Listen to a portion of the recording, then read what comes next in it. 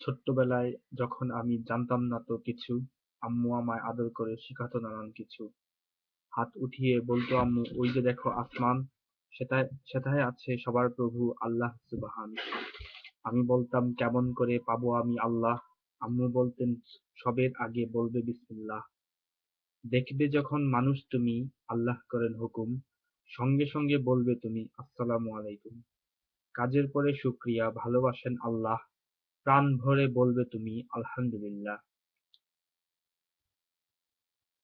আমি বলতাম তাতেই বুঝি যাই পাওয়া যায় আল্লাহ?